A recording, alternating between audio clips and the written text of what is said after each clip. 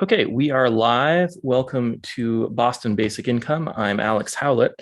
This week we are discussing Chapter 3 of Basic Income, a radical proposal for a free society and a sane economy.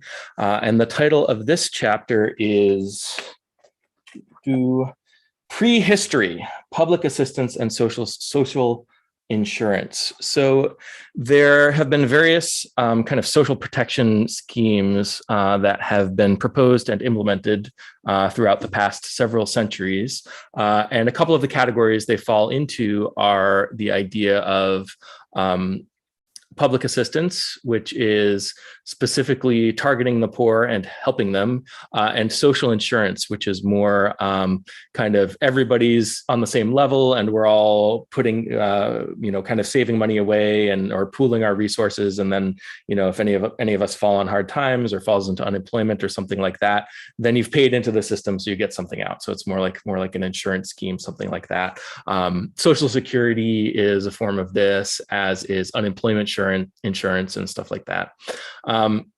So a question we can ask as we are looking at this chapter is, to what extent does it make sense for basic income to be kind of fall into kind of a discussion of social assistance, either through the public assistance lens or through the social insurance lens. And I think, if you've heard my stuff before, I'm a little bit skeptical that this is kind of the appropriate route to discuss basic income.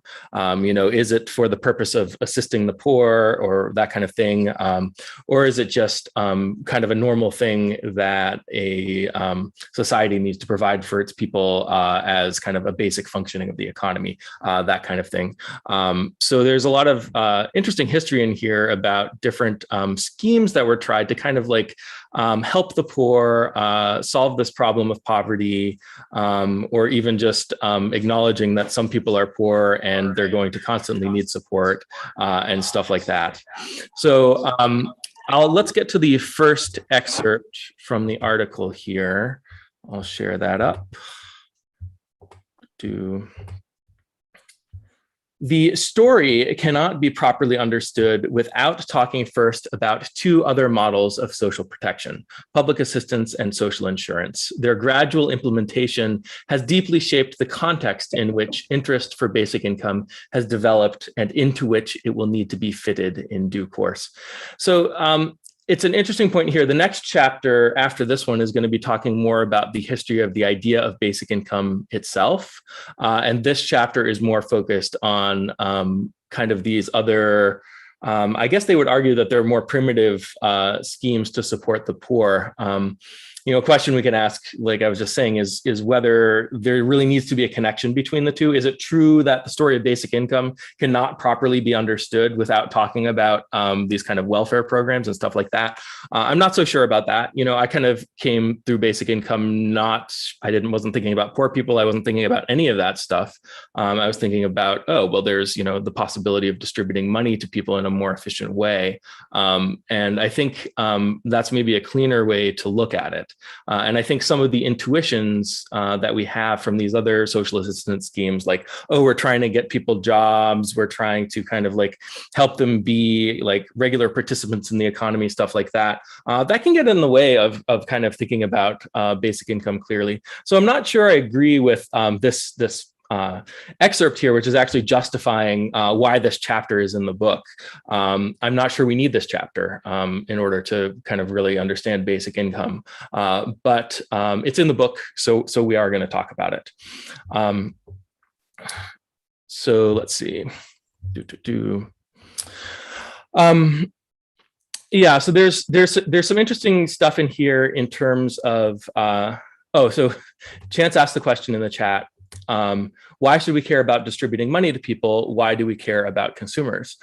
So that's an important question. If we think about what an economy is and what the economy is for, it's a system for allocating resources, right? It's just the way we describe, the term economy applies to whatever system you happen to be using to allocate resources for the purpose of production and distribution and everything. That's what an economy is. So that's, not saying anything about what an economy should do do or anything like that. That's just what an economy is. And then the question is, why do we have systems for allocating resources, or why is it any more complicated than just everybody kind of produces their own stuff and nobody ever talks to each other, interacts with each other, and stuff like that. And I think it's because, we've discovered that if we cooperate and we share resources and we specialize, that we can end up better off, in total, in aggregate.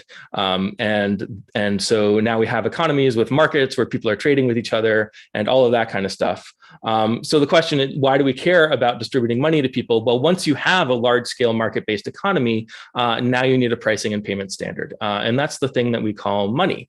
In order for it to work efficiently, people need to have some source of money. The market isn't going to work unless people have money to spend so they can buy stuff. Obviously, everything I'm saying doesn't apply if you're in a small scale society or everyone's producing for themselves or something like that. With large scale market economy, people need a source of money. It needs to come from somewhere, just in order to function, in order for it to be an economy. So the question we can ask is that going to be basic income, or is it going to be something else?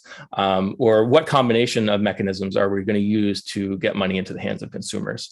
So we don't need to really justify caring about consumers, because that's kind of baked into the idea that we have an economy and we have a market, and we are kind of interdependent and we're trading with each other. In order to justify basic income, we need to kind of look at it in these terms, like what is the most efficient way to get money to people, and is basic income useful? If we've already decided that we want a market allocating some of our resources, then we need a mechanism for distributing money to people, and then is basic income a useful, or one of the useful mechanisms to do that? So that's how I think about basic income. Now, basic income doesn't necessarily imply anything about any kind of egalitarian system or anything like that. It's just, if you're in a context where you have a market that's distributing resources, that's allocating resources and distributing goods and services, basic income is a simple, evenly distributed way to do that. But you could say, oh, well, half the people in our country aren't real citizens or something like that. The basic income would just go to the kind of people who you've decided are part of the group or something like that. Personally, I feel like, we should kind of care about all people and stuff like that. But the idea of basic income, it doesn't prefer the market over the government. It just says, if you're choosing the market, what mechanism are you going to use to get people money? And if you're choosing to care about some group of people, maybe it's all people, then what's the most efficient mechanism to get them their money? So basic income doesn't have an opinion on market versus government. Doesn't have an opinion on should we care about all people or just some subset of people or something like that. And Robert McLean asked the question, can UBI help us address the climate crisis? And yeah, I mean, so when we talk about efficiently allocating and distributing resources, if you are wasting resources, that's obviously, going to be worse for the climate crisis. If you're using resources more efficiently, that's going to be better for the climate crisis. So if you have an economy that's kind of burning, unnecessary carbon or something like that, that's bad. So when we look at something like basic income and we ask about, okay, well, how do we efficiently allocate resources? If basic income is the answer, then yeah, obviously that's going to help. Using resources more efficiently is going to, help us have less impact on the climate, because we're wasting resources less for the same outcome. Now, there's also, if we do care about people, and we don't want to screw everyone over. If we are normally if we want to pull back on how many resources we use in the economy, and we don't have something like a basic income in place, then we're going to end up throwing some people under the bus and causing them to be poor. Whereas if you have a basic income in place, you can shrink the economy and everyone kind of collectively is a little bit poorer, but it's not going to be that there's some subset of people that gets kind of just completely kind of screwed over. And if that ends up happening, if you do screw people over, right, then that ends up being expensive anyway, because we don't just let that stand. We end up putting resources into not only taking care of people, but, throwing them in prison when they commit the inevitable crimes that they're going to commit out of desperation and that kind of stuff.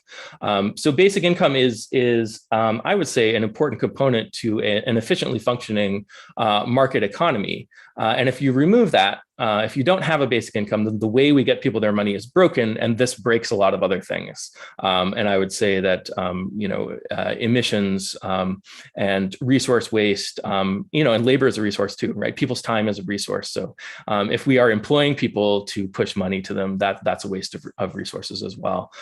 So there's if you want to conserve resources, then it gets a lot more straightforward to do that. If you say, okay, we're gonna tax certain types of resource use, that might lower the level of basic income the economy can sustain. But we've got these very simple levers we can use to decide how much we want to sacrifice, while at the same time knowing that it's kind of this collective sacrifice that we're making instead of just kind of tanking the economy or something like that. You can shrink the economy in a way that doesn't break the economy if you have a basic income.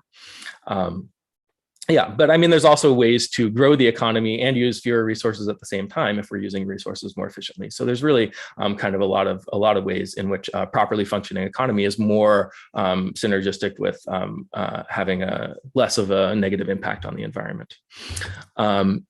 So let's go to another quote from the chapter here. So now we're going back in time before anyone even realized that there was going to be a climate crisis.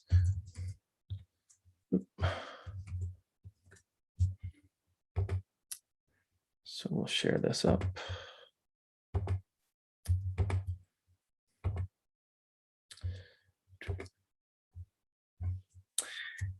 In Thomas More's Utopia from 1516, the fictional Portuguese traveler Raphael Hythlodius, who allegedly visited the island of Utopia, tells of a conversation he had in England with the Archbishop of Canterbury. Petty larceny isn't bad enough to deserve the death penalty, he told the Archbishop, and no penalty on earth will stop people from stealing. If it's their only way of getting food, he suggested an alternative to the gallows. Instead of inflicting these horrible punishments, it would be far more to the point to provide everyone with some means of livelihood, so that nobody under the frightful necessity of becoming first a thief and then a corpse. When the conversation was suddenly interrupted, he had just started sketching out how this objective might be achieved: to revive agriculture and wool industry so that there's plenty of honest, useful work for the great army of unemployed. So basic income advocates, they often like to weave historical figures into the case for basic income. And a common starting point is Thomas More's Utopia. Like, oh, he had the original idea for basic income, that kind of thing. But this is really all he said. And then if you get to the end here, you realize, well, he's not talking about basic income. He's talking about making up work for people to do so you can pay them. So this is really kind of more of a make work scheme as a way of getting people the means of subsistence. So it's really not basic income, and it's also solving it's providing people a means of livelihood, right? Is kind of the words he used. I guess it was in Latin originally, so this is not, the English translation is not the original text. But he's not talking about, okay, having an efficient mechanism for distributing money to people so they can participate in the market as consumers, and you can have an efficient market economy. He's not talking about that. He's talking about, okay, well, how do we help poor people? And his answer is, well, we've got to revive these industries so we can get them jobs, producing agriculture, the food that they need, and maybe the clothes that they need to wear, or something like that. It's very much not in the vein of basic income as we talk about it today. I think you'll see this kind of throughout this chapter. Most of the schemes that they talk about kind of really emphasize the need for everyone to be employed. The problem is that people aren't working, and you don't want to, give people, support people without also making sure that they're kind of pulling their weight and contributing their fair share, that kind of thing. And that's, you can understand why that is, because if you're living in a world where labor is scarce and resources, are scarce, not to say that those things aren't scarce today, but, it was maybe more the case historically, that we were up against resource constraints, and you need incentives for people to contribute. And if you say like, oh well, if you're poor, then you can get stuff for free, then you end up in a situation where why doesn't everybody just decide, oh, I'm just going to be poor so I can get stuff for free, right? So you need a certain amount of labor to be performed in the economy, and you need an incentive to perform that labor. And maybe even back then in these contexts, you didn't really have kind of deep, large scale, fully fledged market economies anyway. So it wasn't, you weren't trying to solve these problems that we're trying to solve today of how do you distribute money efficiently so people can buy stuff. And if you did have a basic income, maybe it would be something that was very small. And yes, you would want to do that when you wouldn't want to. This is maybe the beginning of the problem of, oh, we're trying to distribute money to people by making them work. Because once you're employing people for a reason other than the product of their labor, then you have this problem where you're not employing them productively. If you're employing people to give them money, then it's or to give them agricultural products, then it's not for the product of their labor anymore. You're employing them as a favor to them instead of that job being a cost that they have to pay in order to do work that you want them to do. It's a tricky thing. So there's obviously the beginnings of make work here, and instead of make work, you can hand people money, and then that frees up their time. But it's tricky because it's not evenly distributed, right? There are specific people that they're trying to help with these programs, and it's not like they're not thinking macroeconomically. They're thinking, okay, the world is the way it is, society is the way it is, our systems of production and resource allocation are the way they are, and then there are people who are being left out, and what do we do about it? And that's decidedly not the problem that basic income solves. Basic income solves the problem of how do you have a well-functioning market economy? What is our ordinary mechanism for getting people money? So next we have the next quote here.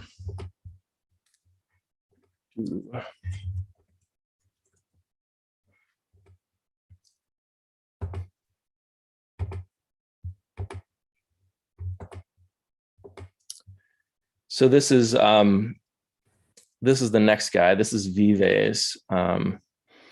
And he wrote this, I guess it was an essay called De Subventione Pauperum. So that's Latin, and it's on assistance of the poor, I think is the translation here.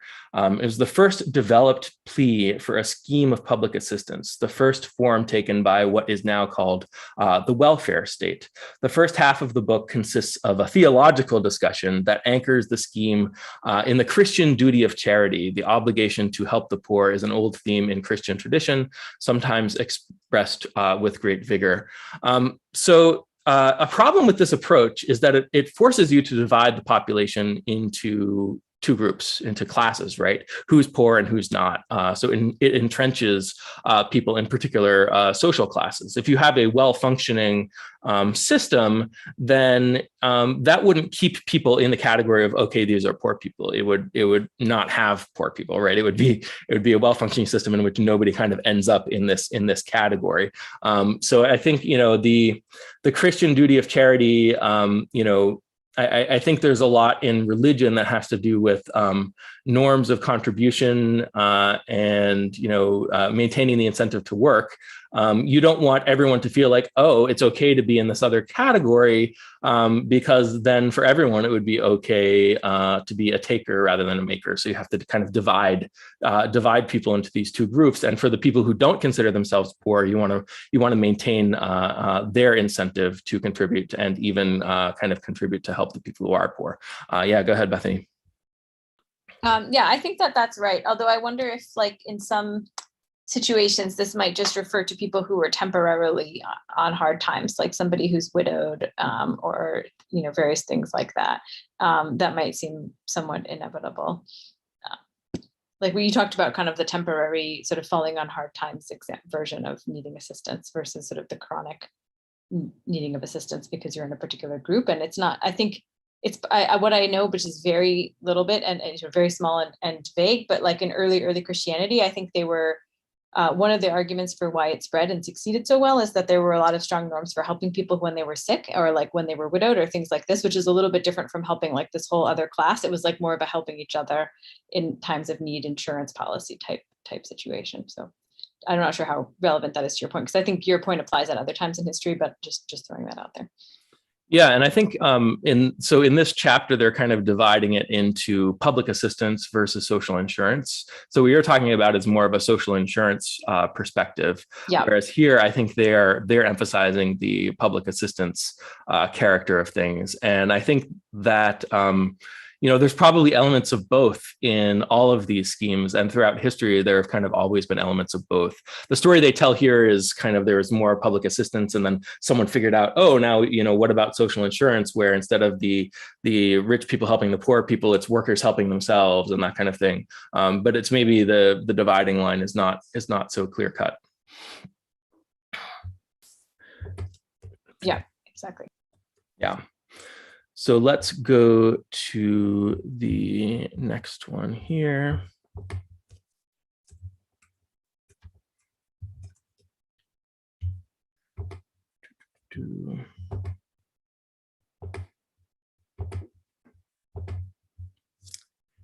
Vvase appeals to a famous statement by Saint Ambrose, Bishop of Milan, to the effect that refusing to succor the needy when one is well off is on par with stealing.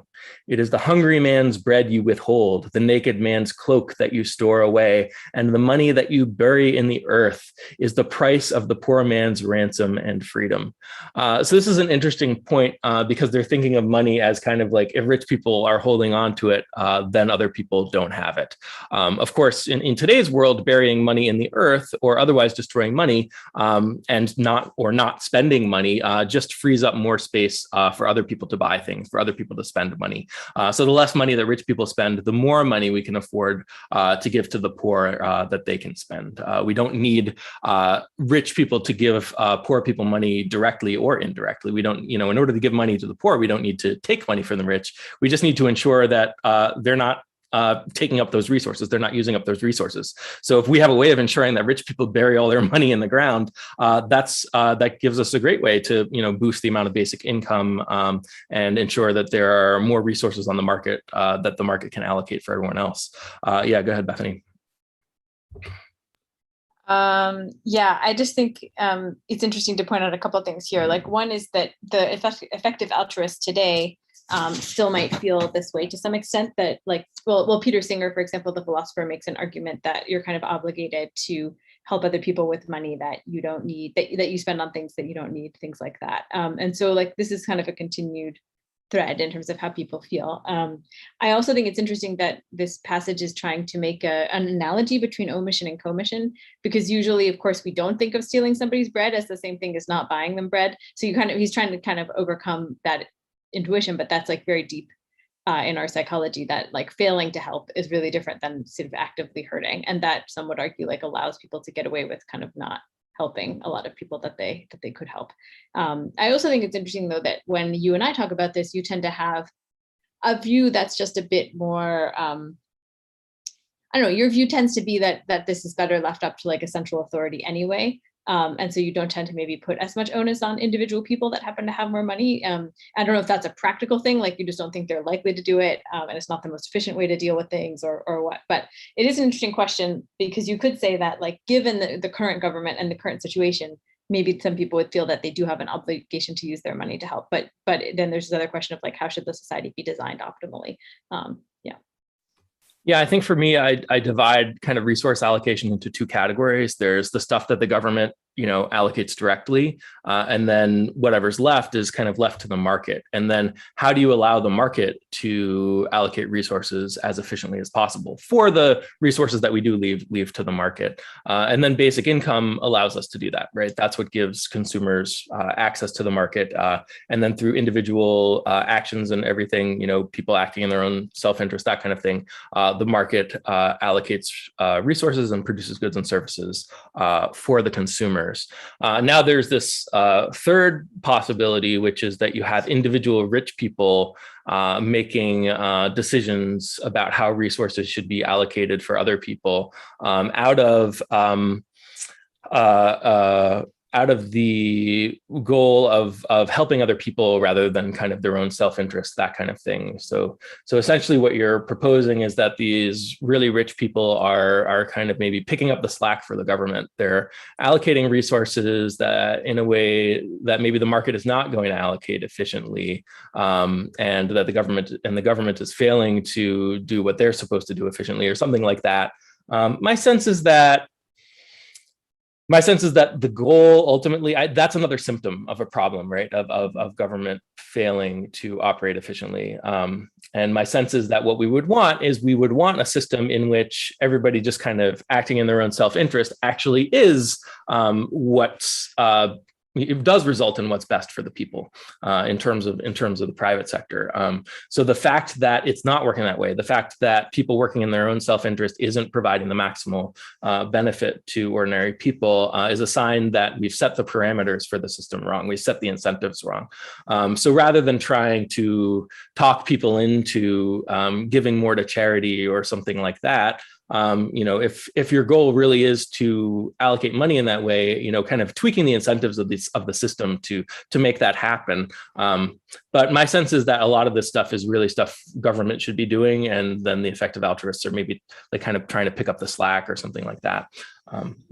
Yeah, I mean, I think I agree with you. I don't think they or many people would say like, oh, the ideal system is one where like a few people end up with all the money and then we try to like make them give it to other people. And so that's right. I think it's totally different though to say, okay, I am one of those really rich people, or I'm richer than a lot of people in other countries or something. So like, what should I do personally? And I think that's more where they're thinking is. And like they can be quite sophisticated. So they might say, no, I should go into like cancer research or basic income research. Like they don't always say that I should just make a lot of money and donate it. But anyway, this quote obviously is relevant to how people try to think about their personal decisions as different from what you would do if you could kind of wave a magic wand and set up the society the way that you want to set it up. Yeah, and I guess partly what we're getting at is the question of given that you have rich people, what should they do with their money? And if I say, oh, well, they should bury it in the ground, and that creates space for the market to allocate more resources or for the government to allocate more resources, then essentially what I'm saying is rich people don't do anything with your money and trust that the government and the market will do what they're supposed to do.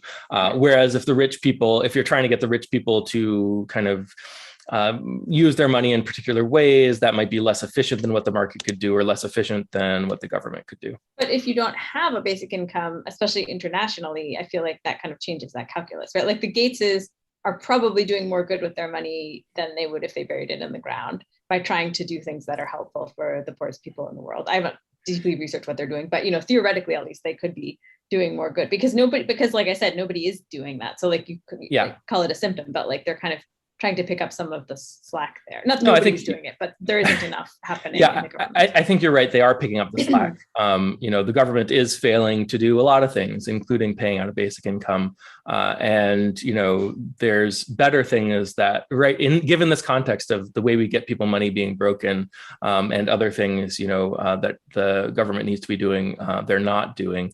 The most efficient thing for a rich person to do probably isn't to bury their money in the ground or just to hold on to it, right? It's to actually put it towards allocating resources towards important stuff that resources wouldn't get allocated toward.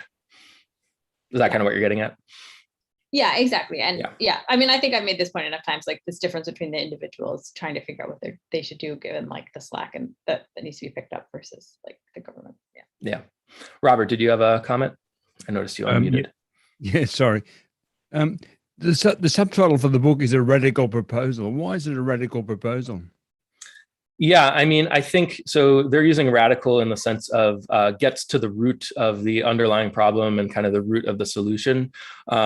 And I don't agree that they're getting to the root of the solution, but they are viewing, kind of freedom as the ultimate good. And, they have this Rousseau quote where, money is the instrument of freedom, and basic income is a way to give people this freedom to kind of live their lives how they want.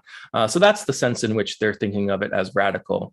I think of basic income, I don't really use the term radical because I think it has a lot of connotations and stuff. But in terms of kind of getting to the root of the underlying problem, I think basic income does that. I would just describe the underlying problem differently. I would talk about, well, how do we distribute money efficiently in a market economy? And I would say that the problem is that the way we get people their money is broken, and it's causing all these other side effects, including, eating into people's freedom, causing poverty, inefficient use of resources, all that stuff, of course, relates to climate change and environmental impact and all of that. So there's people who talk about basic income, they talk about all these different problems that it solves. Some people emphasize one thing, some people emphasize another thing, but I would say that it is all a consequence of the fact that in our economy today, the way we get people their money is broken. And then it has this whole cascade of other problems that it causes as a result of that. So do you recommend the book? I do. There's no book on basic income that I recommend because I haven't finished my book yet. But of the books that are out there, I think this is probably the best one, and it's going to get you acquainted with kind of the mainstream view of what basic income is and the problem it solves and that kind of stuff. I think this is good. One thing I really like about this book is I like their definition of basic income. They're defining it as, a regular income unconditionally paid to every person in a community. And that's just straightforward. That's the definition of basic income. That's kind of the most widespread and accepted. They don't throw in things like, oh, it has to be enough for people to meet people's basic needs or stuff like that. Or, there's other kind of, it doesn't have to be associated with any particular tax scheme or anything like that. So they're keeping it very, very clear and direct in terms of how they're defining basic income. And this is the definition of basic income that I use too. So there are people who like to pair basic income with other policies like tax policies and stuff like that. There are people who like to, associate it with certain problems that they want to solve, like poverty and that kind of stuff, or automation taking people's jobs and all of that. I tend not to do that. I mean, it's not that it doesn't address some of those problems, but again, I would say those problems are side effects of this other underlying problem of not having a proper way to get people money. But yeah, I mean, if you're going to read a book on basic income, I'd read this one. If you were me and I'm, your future self, and I'm saying go back in time, should you read this? I would say, no, I already read it for you. Don't bother yourself with it or something like that. Yeah. But we are going through it chapter by chapter, and I think it's useful to the basic income community to really to go through this book. Yeah. Thank you. Thanks. Yep. So let's go to the next quote here. Gonna have to start skipping some in a second because we're still near the beginning of the chapter. So Vvase argues for a direct involvement of civil authorities in poor relief using, among others, arguments reminiscent of More's Raphael. When people's generosity is at an end, those in need do not have anything to eat. Some of them will find themselves virtually obliged to become thieves in the town or on the roads. Once his scheme is in place, there will be fewer thefts, crimes, robberies, murderers, and capital offenses. So this is an interesting point because the argument here is that we really want to help poor people to protect everyone else from the poor, almost, which isn't wrong, right? Like poor people are dangerous, they're expensive, and it's dangerous to have poverty, right? It's dangerous for everyone. Go ahead, Bethany. This is just kind of an interesting side note, but I feel like although of course there is still like a lot of crime associated with poverty, that would I think just to go away if we had less poverty. Like it sounds like, I don't know what the date is on this, but it sounds like there was a lot more of that at this particular time, because this isn't like the first argument that you hear people making now for, and maybe that's because we've done a little better with food assistance and other kinds of things for people. But I just think that's interesting that is emphasized so much here. Yeah, so this is 16th century. Yeah, okay. Yeah, you're in a you're in a context where there's like feudalism and beggars in the cities and stuff like that. Right. Yeah. Because I'm often like struck by, the vast majority of like people who are homeless, for example, like don't, they're like, I'm not usually worried that they're going to rob me, even though they are quite desperate. And like, maybe that's partly a mix of like harsh penalties and better services being provided. Probably not as harsh penalties as in the 16th century, you said? 1500s? Yeah, those were probably the much harsher 1500s. penalties. I think Yeah. there were like capital punishments for. So I don't think harsh stealing bread penalties and is the stuff like difference. that. I guess it's probably that we've managed to at least make some progress in the level of desperation that people face at the bottom between then and now, which is, I guess, just a side note and something that's good. Yeah. Not so relevant to the point of basic income, but I guess, like I said, I think there is an effect on crime. I think it's less obvious because it's maybe not as often like people literally stealing the bread that they're going to eat right then because they have no other bread. But it's still related to the costs and benefits, right? Of even the costs and benefits of like stealing an iPhone to sell it, even if you're not destitute for money, are definitely affected by your level of poverty. So I think you'd still see an effect there. Yeah. And Chance has a couple comments in the chat. He's talking about the book. He says, it's really thorough. It does beat every other book on the subject. So I think that's an important point. And he's also mentioning that in today's society, we're also quite separated from poverty for the most part. We isolate poor communities by moving around. By moving around, that's an interesting point. Are you saying that we move when we're not poor, we move away from the people who are poor and kind of keep ourselves separate? Is that kind of the point there? Yeah, I think that's a general trend that's observable. Like I'm in Des Moines right now, and the downtown area is kind of just like becoming overrun by like incoming like homeless people and stuff because they started opening up a lot of charity sort of programs here, and everyone's moving to West Des Moines. Like literally it's like just emptied out downtown. It's kind of bizarre. Like this used to be like where everything was, and it's all just kind of hollowed out. But I think that's probably, I mean, I don't know how much it can account for, but I think that's happening everywhere in the country. Is like rich people. I mean, you look at like, I mean, this is just another sort of small anecdotal piece, but how many people are leaving California right now to go to Austin, Texas, of all places, for like it's just like this weird thing I've been noticing lately, I guess. Yeah, it's an interesting point. It's also, with basic income, the fact that it's a source of money that's not tied to any particular location, I think gives people a lot more flexibility in terms of where to live. And that includes not just the people who are moving away from the poor people, but it also includes the people who might otherwise be poor people, right? They don't have to kind of like congregate where, suddenly there's a charity program, we're all gonna, go into where that is or something like that. Basic income is independent of location. Yeah. So I think that's helpful. Oh, sorry. Yeah, go ahead. I was just going to say a couple of things. One, I think that's a really great point. And since we were talking about the 1500s, like presumably in the feudal system and just with the technology and many other factors, there just wasn't maybe as much of an ability to move away or many, I don't know, I'm not sure of the details, but certainly we see that that happening now, and that makes a big influence. And of course, there are areas where like crime is quite high, right? So I wasn't trying to say that that wasn't the case. And then to your point, Alex, like, right, about people being able to move for all sorts of reasons. I had another point, but I forgot. Anyway, I might come back to that. Okay, let's go to the next quote here, which is still in the 1500s.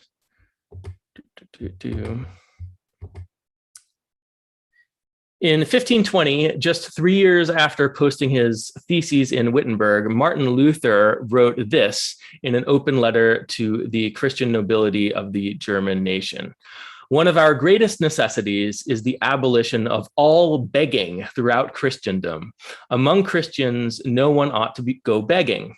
It would also be easy to make a law if only we had the courage and the serious intention to the effect that every city should provide for its own poor and admit no foreign beggars by whatever name they might be called, whether pilgrims or mendicant monks.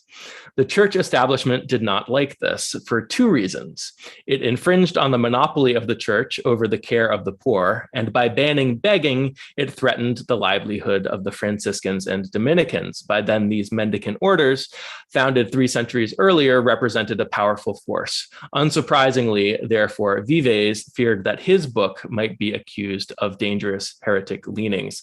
So the church has a lot of interest in keeping begging alive, for kind of both of these reasons, in the sense that it has these orders of monks that, their whole way of organizing themselves is partly through begging. And then they also want to be kind of the arbiters of charity. So that's, those are two important factors there. Yeah, go ahead, Bethany. Yeah, a couple of things. So one, it's interesting though that I feel like I don't know a lot about this in Christianity, but I know a tiny bit about it in Buddhism, and the monks begging is a little bit different because people view it as a social norm and like kind of a privilege even to give to them. It's basically like people's donations to the church might be in other religious contexts to give to the monks. So it seems a little bit different to me than people who are begging for other reasons, and people don't necessarily feel good about giving to them, or like it's part of the natural, like there's even a kind of religious reason for the begging, at least in Buddhism, and I imagine in Christianity as well. So because other monks would produce goods and stuff like that, so I assume there was like a choice to do it that way. Anyway, I just feel like that's quite different. So it's interesting that it got merged into the same thing. I also remembered my point before. You were talking about the value of being able to move when you have like more resources, and obviously there are a lot of things that keep people from moving, including family networks, job connections, and social connections, and owning houses as well. But there's a great podcast, This American Life episode called Harper High School. It's like a multi-part thing, and it goes over how it's a particular case study of how people are basically in a gang, whether they want to be or not, based on their geography. So it's just a really great example of a system that was incredibly difficult to break without people moving away. Like at least I couldn't, like the teachers were trying and people were trying, and like people just didn't really seem to have a way out without basically having mobility to move out of that area. So I don't know how representative that is, but it's a good example of something like really extreme, where the students had to the kids basically had to fear for their lives and were on the hook for violent retaliation and all this stuff without ever having made a choice, just kind of based on their literally the neighborhood, where you lived in the house was which group you were in, and you didn't really have a choice about it. So I think that that certainly mobility can have these really huge consequences for people, and for breaking up situations that can come out of poverty and other problems.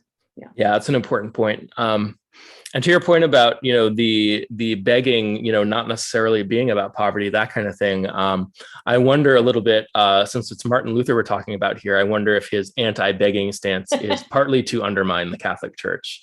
That's part of his motivation there. Yeah. Hard to say. I do think it's interesting that they're trying to deal with an issue we've talked about with basic income, where it sounds like he's trying to get at this problem of what if you're the only town that takes care of all your beggars, and then all of your beggars come to you. So I think that's probably where that's what I would thought he was coming from with okay, you take care of your own and then you don't let anybody in, kind of as if right. The US had a basic income and then was very harsh on immigration or something like that, to try to deal with the concern about if you have a strong social safety net, but then you could get overwhelmed because other people don't have a strong social safety net. Yeah. So anyway, that makes sense. It forces the outside towns to take care of their people rather than putting it all on you. Yeah, exactly. I think today it's hard to define, okay, is this person really of this town or something like that? Because people are they're citizens of a country, or, they're global citizens, right? People, some people kind of stay in one area, but it's not oh, you are in this village and your family is from here and you've been here for 20 generations or something like that. That's not the world we live in. I think national borders are the appropriate analog at this point. I think we do have a lot of institutions around national borders, so that would be, the kind of the similar thing. Yeah. Chance, did you have a comment? Yeah, I was just going to ask if you've done an episode on borders and the potential problems that basic income would, if it's just constrained to a certain area, like a nation. Yeah, to we did apply. one early on immigration. We've done one on state level basic income, which has some similar problems, and we did one on global basic income too. And city Okay. level basic income. We've done a few different related ones. Yeah. I think we also did one on economic mobility as well. So just check out Nice. the YouTube channel and kind of scroll through there. So let me get to the next quote here.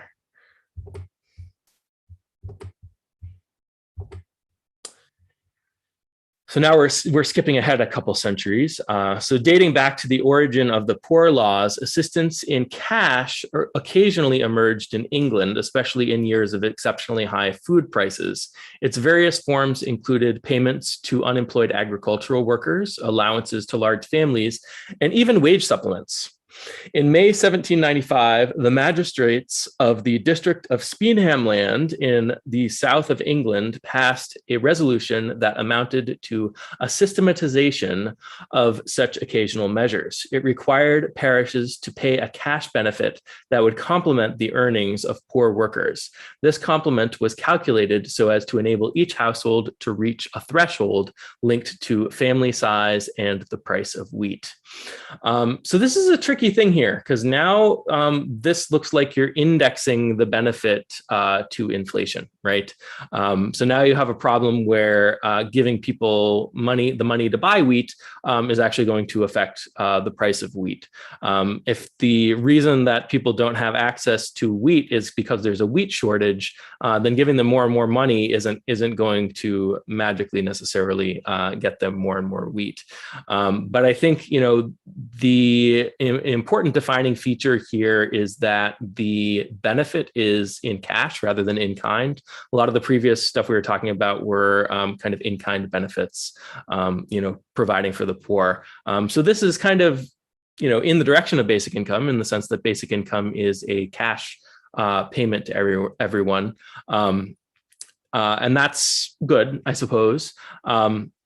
There are some incentive problems here, in addition to the kind of the inflation problem that maybe didn't even manifest actually, but is kind of baked into the system here, that you could have that problem. People were worried about incentives and it becoming normalized to be poor and socially acceptable to be poor. You're not having this as much of a division between the people who are poor and the people who aren't. That was a big concern. What if everyone just says, oh, it's okay to get benefits and be poor? Interestingly, it's still linked to work. It's subsidizing, poor workers. It's not subsidizing people who don't work. So there's still this idea that money has to be tied to work, which, like I was saying before, if you're tying money to work for a reason other than providing an incentive to do the work, then you have a problem. But I think there's this sense among people that money is kind of by default an incentive to work. And if you give people extra money that's not part of work, then it hurts those incentives. But they don't see the fact that if you give people extra money that is part of work, then that also distorts the incentives away from what's efficient. So it kind of goes both ways, but people tend to think that kind of the link between income and work is the sacred thing, and messing with that is what causes the distortions. Whereas it's more that people's income only needs to be tied to work in an efficient labor market, to the extent that you need to provide that incentive for them to spend their time doing something other than what they would normally choose to do. So let's go to this next quote here. This one is from Alexis de Tocqueville. Got a lot of philosophers floating around these pages, and Van Parijs is a philosopher too, so it makes sense. And every I guess all the social experts and whatever back then were philosophers as well. So just share this one.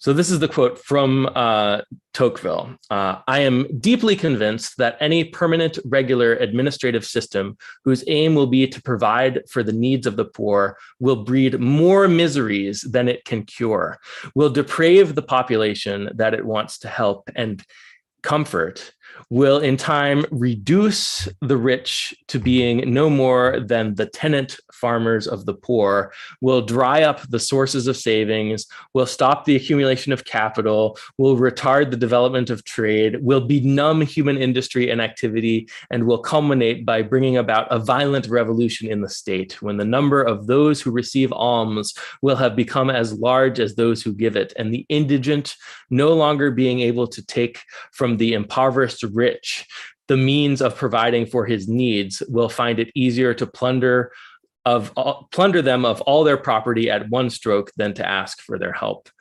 So this is kind of, and in the chapter, they kind of start with Malthus here too, with the idea that, you just give people money and they'll use up all the resources and then they'll end up being worse off, and, that kind of thing. I think, there's a certain logic to all of this, but there's still this underlying assumption that kind of in a default world, everyone has to kind of be self-sufficient and provide for themselves. And that's kind of how it works. Especially maybe, I don't know, we are still kind of pre-industrial revolution here, but you're getting there.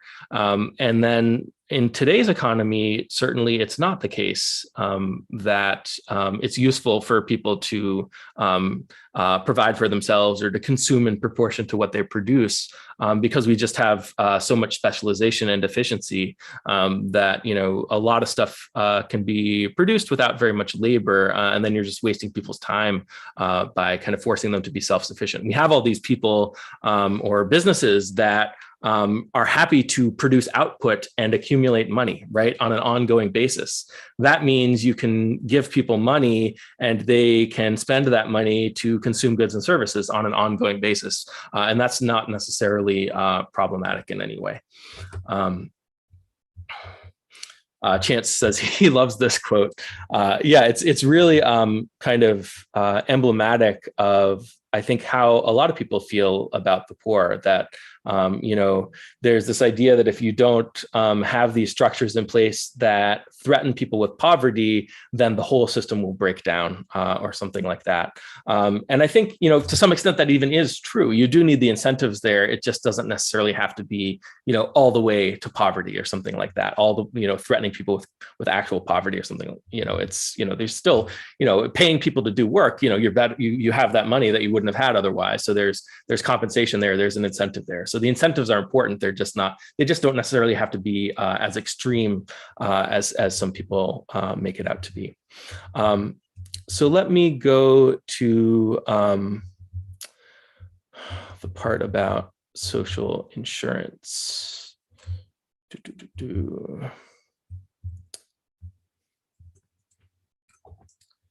Okay. This will be the last one for tonight.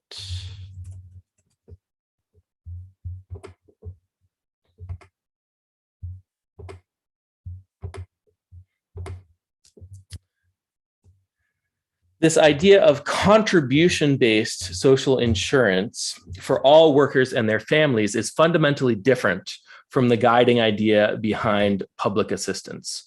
Crucial is that the periodic bankruptcy of a large number of families is no longer going to be prevented by the rich helping the poor, but by workers helping each other. So this is kind of the distinction there. And I think, basic income is not either of these things. It's not, well, I mean, I guess it is public assistance in a sense, but it's also not public assistance in the sense of, oh, there's, poor people who need to be assisted by the public. It's more like public infrastructure. It's more like, okay, this is a service that the government provides for the people in order for the economy to function efficiently in allocating resources. And then it's not workers, paying into a system and taking care of each other either. It's neither of these things. So basic income is really a different kind of thing. But you can understand how people might be thinking about these other things and then think about basic income as like, oh, well, depending on what our goals are, you might have a more efficient way of doing this stuff that we're already trying to do with these other types of schemes. So Chance is asking, does anyone try to argue that it's actually more productive to attempt full employment than it is to let a basic income plus a labor market determine productivity. What's the steelman of this position? Yeah, so I mean, I think a lot of people argue that, especially the MMT people, the idea with something like a job guarantee is that your society needs a certain amount of work, and you've got this list of work that needs doing. And then, if you've got people who need who want to earn money, now you've got tasks for them to do. You've got this whole list, and you can kind of play matchmaker. There are people who are looking for work, and there's work that's looking for workers, and you match it all up. And that sounds like a very efficient thing. Now, of course, in order for that system to make any sense at all, you need to be keeping people's basic income low enough that they actually are going to work these jobs. So there's a trade-off, right? There's an opportunity cost of creating this incentive for people to work, but some amount of that is necessary, right? You need some people to be paid to do things that they wouldn't ordinarily choose to do. I think with the kind of job guarantee idea is that all the stuff that we need doing, we can characterize that as employment. If we give everyone employment, we're not going to get those hours back. They're either going to be employed doing something useful or they're not, right? So why not employ them doing something useful and get the most out of people's time? But maybe they're not factoring in as much the opportunity cost of people's time, or maybe they believe that they can really kind of drill down and evaluate how productive any particular activity might be, and really kind of put the government more in control of how the resource of labor gets allocated. So it's certainly true that there are a lot of people who say, like if you're not employing people, then you're wasting potential labor effort that you can never get that back.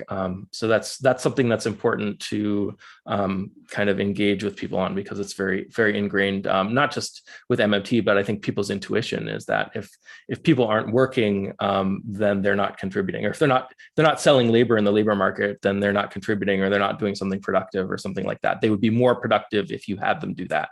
But it's also the case that if you could employ people because you needed the labor done, if that's what you're doing, and if you could do that well, if you're the government and you can bureaucratically, employ people for the product of labor, if the government can do that well, then there's no need to employ people for any other reason, because you're already employing people as productively as possible. So as soon as you start guaranteeing people jobs, then you're maybe admitting that the government couldn't employ people productively, but at the same time, you believe that the government can somehow, through the job guarantee, decide what's the most productive use of people's time or something like that. So anyway, we could probably do a whole hour on that, and we have talked about that a lot before. But yeah, I mean, the idea, and then the fear with basic income is that now you're giving people money and it's not associated with any production. So you're giving people money without also producing the output that goes along with giving them that money, which is what you get when they're in a job. So that's maybe the steel man of that position. Intuitively, it makes sense. I don't agree with it, but we could talk about it more. All right, guys. So this was a good discussion. That was chapter 3. Next week, we're going to talk about this was the prehistory chapter. Next week, we're going to talk about the history of basic income. So the title is History from Utopian Dream to Worldwide Movement. So that's going to be chapter 4 next week. Thanks, everybody.